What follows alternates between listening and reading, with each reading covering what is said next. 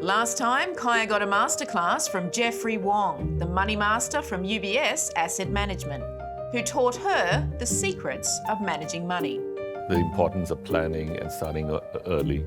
Sit down with someone who understands finance, go through the numbers with them and think about it. She also caught up with her new financial advisor, Deb Kent, and discussed her goals so Deb could put her financial plan together. But now it's time, the truth comes out. Kyah's going to hear the numbers around her financial plans from Deb to see if she can afford to get the future she wants.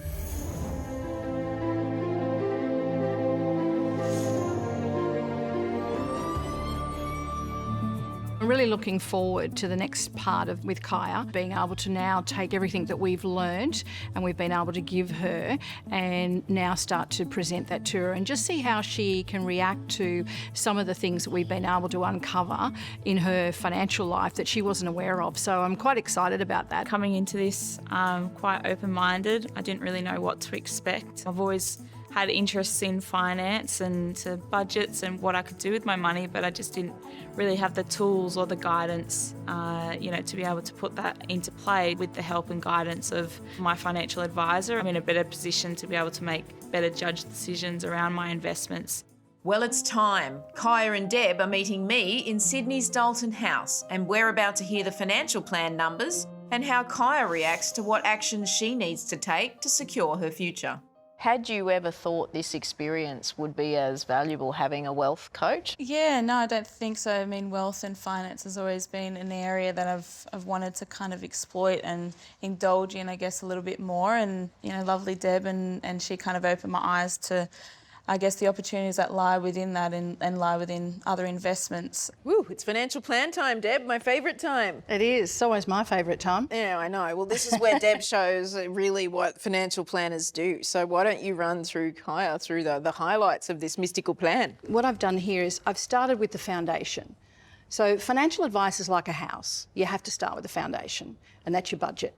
And I think that also was something that opened your eyes a little bit. When we do budgets, we actually see what we can probably put away where we're not doing that now. So the budget said that we had a nice excess cash flow, of which I believe Kyah can probably put away around $25,000 a year extra into savings. That's good. Which so is not good. eating out as much. Yeah, probably have to give away some of that smashed avo, but that's okay. But we've looked at how we want to balance that, because Kyah's got an investment property and she likes her investment property, and that's good. That's part of her overall portfolio.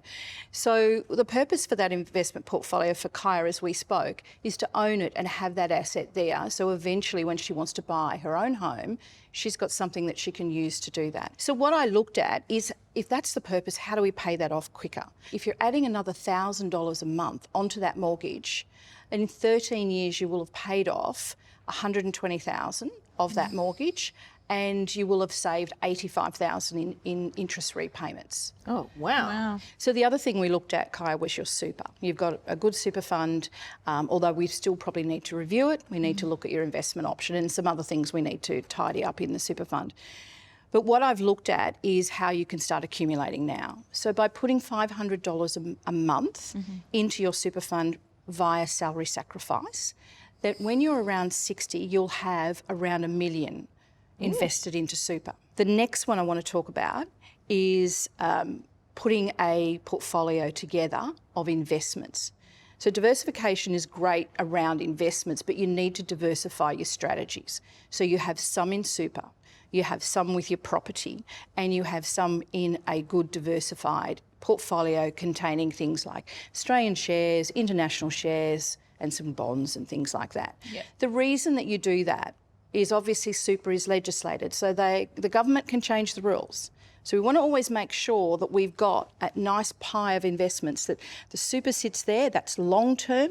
We've got the share portfolio sitting there, so that's medium to long term, but it's not driven by any legislative change. We're building that nice pie for you. Property, super, and a share portfolio, investment portfolio for you as well. Deb's advised Kyah to start her own investment portfolio outside of super.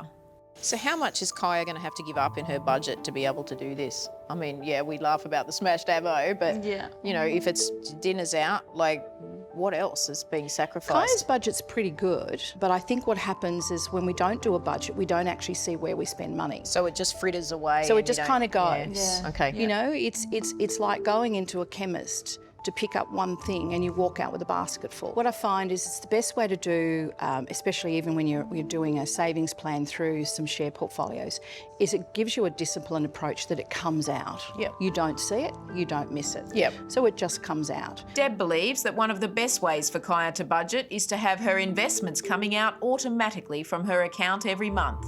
What she doesn't see, she won't miss, and she has the discipline to live on what's left. What do you think of all that?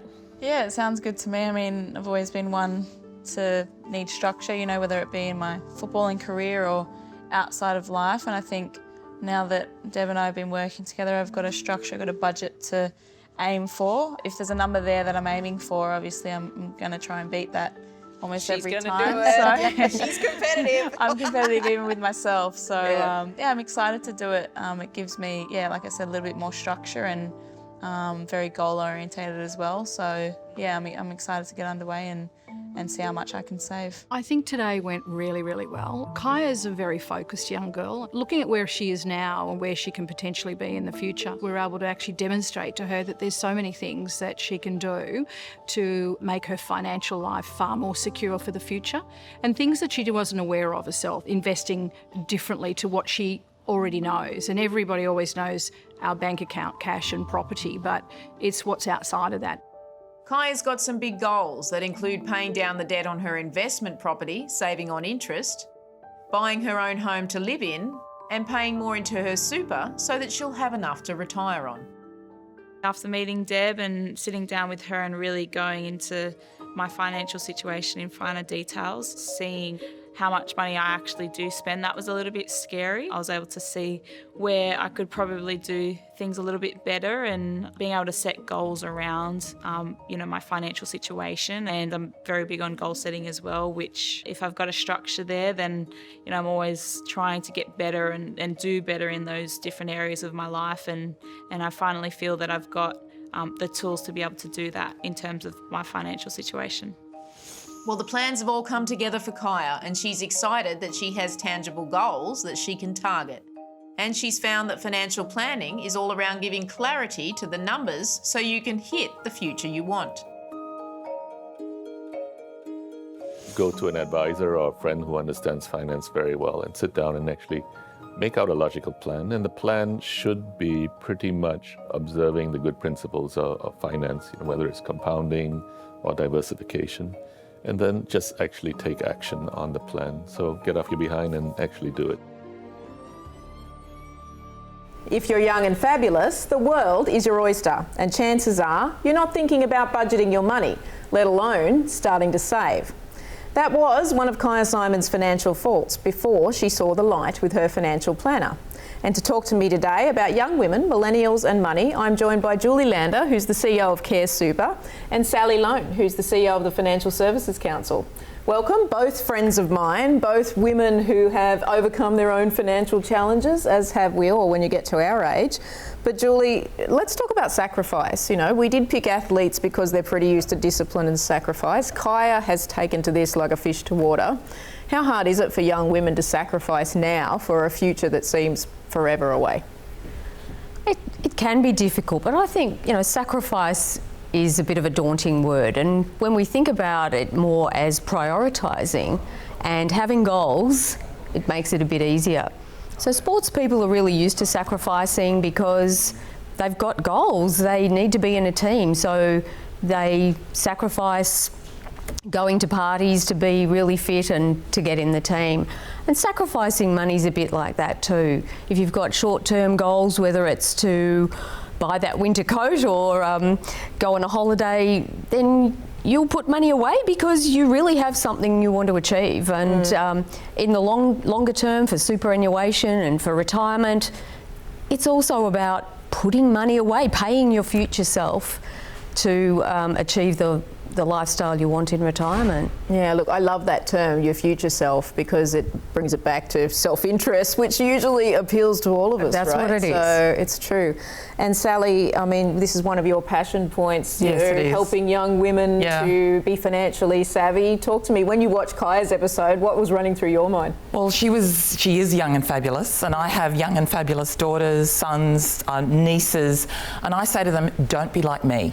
Don't be like me, because I don't know, like you're pretty good. No, when I was young and fabulous, I did not set aside enough money. I ignored super. It came in, compulsory super came in when I had my first child, and I thought 3%.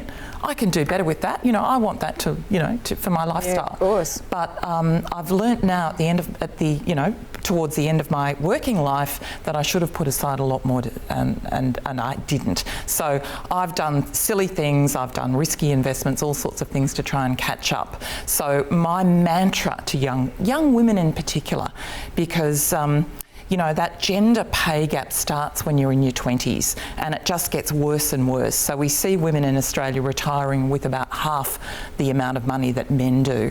So I say to young women, make it a priority from your very first pay packet or your pay slip to think about super. And think about some of the tools that you can use that make it really easy. There are some digital tools now that you can use, and I won't name them, but they're out there on the market. So every time you have a coffee, you buy something, that round up change goes into an investment fund, and that starts to grow. And the magic of compounding interest is brilliant. And when you talk to young women, particularly about money and about wealth, they get it. If you start talking about super and retirement, it's kind of like, oh yeah, that's in the future, that's for my parents. Who wants to imagine old me? Yeah, so exactly. And true. they can't see old me. Yeah. They just can't envisage No one wants themselves. to see old me. I don't still want to see old me. But when they see money growing in a fund, when they're not even doing any work, they're just paying for something with a credit card, it's brilliant. It really works. Yeah, it's true. I had a really lucky break because when I was in my 20s, I joined an organisation, and on the first day they told me you need to put in 6% of your salary to the super fund. And at the time I thought it was such a shock. How am I going to live without this 6%? I was living on my own. Of course I wanted the new shoes, and I wanted to go out and party. But it was the luckiest break I had financially, because that really grew. And having spent 13 years at that organisation, when I left, I did have a nest egg. So that was forced sacrifice, but it turned out to be great. You know, it's nice to talk to women who were on that side of the journey where you can say the 6% that I didn't want to give up has been the thing that's made the difference. Absolutely. And It did it's make easier when you can see real people that are tangible and go, oh, okay, cool, Yeah. so one day that will be me. Yeah.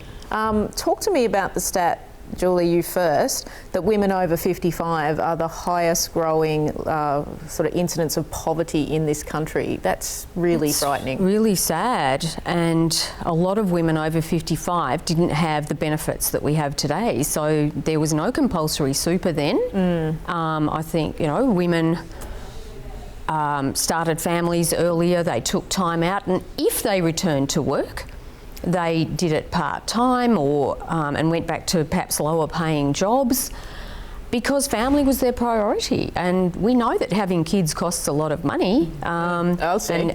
Yeah. We know that really well. Educating them, feeding them, and clothing them is very expensive, and women tend to spend their money on their children and not on themselves or not on their future selves either. So, Julie, we've seen Kyah take to this. We have, I've no doubt she's going to be successful. She's actually really competitive with herself, which means that she's already competing on, I'm going to beat this budget Deb set with me and I'm going to do better. You're talking to young women every day at Care Super. You've got a lot of women in your fund and you do very cool things to engage them. What are a few things that the young women who are watching this at home can take away to say, I'm going to be like Kyah and I'm going to start now? Well, I think it's just to take an interest in money and start early, as Sally said. Have your own bank account, put that bit extra into super while you can, because you never know what the future's going to bring. And I really think your 20s the most powerful time you'll ever have, actually. The money you save in your 20s is going to grow for the longest time. So while you can, whenever in life that is, think about saving and think about your future self. Think about your goals, because it might come a time when you are not in work, you've got other priorities. If you've got money set aside, it gives you such a sense of, I think, financial freedom and peace of mind that if something happens, even in the short term, a rainy day, you've got something behind you. But for retirement, slow and steady is the mantra. Wins the race. The old turtle saving up. Okay. It's just small amounts, and also now with super, you can't just put a lot of money in closer to retirement now. There are limits to how much you can put in per year. So it's it's a whole of life proposition, a whole of working life proposition, and women and men, in fact, need to think about it that way. That slow and steady with super, thinking about your future retirement is the way to go. And it's not about taking risks. It's really trying to, I think it's timing the market, not timing the market. Well, you've heard it here. Slow and steady wins the race, but get on it today. That's all we have time for in this show. And I hope you are like Kyah and get on your budgeting and investing now. Next time on The Secrets of the Money Masters, you'll be meeting Bernard Foley, whose financial future is only looking brighter by the second with the help of his advisor.